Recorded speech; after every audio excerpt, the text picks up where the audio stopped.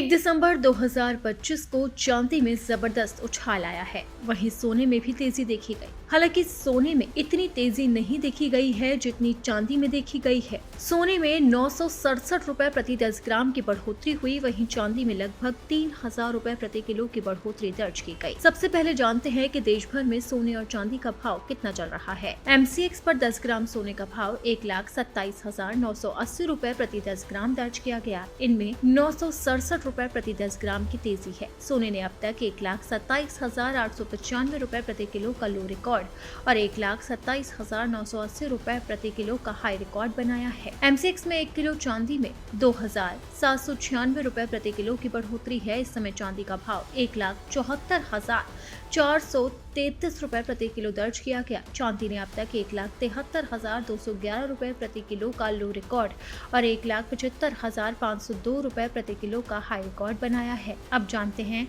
कि किस राज्य में कितनी कीमतें चल रही है। पटना में सोने की कीमत 1,30,130, चांदी की कीमत 1,76,990, जयपुर में सोने का भाव 1,30,140 जबकि चांदी का भाव 1,76,430, कानपुर में सोने की कीमत 1,30,190 जबकि चांदी की कीमत 1,76,500 है।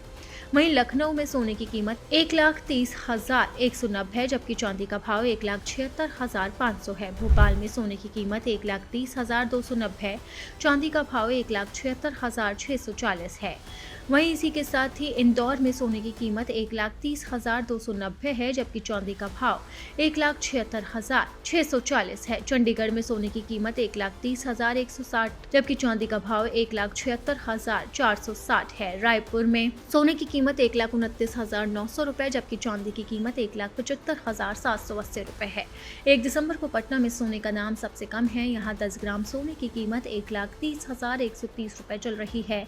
भोपाल और इंदौर में सोने की कीमत सबसे ज्यादा है। यहाँ 10 ग्राम सोने की कीमत 1,30,290 रुपए चल रही है।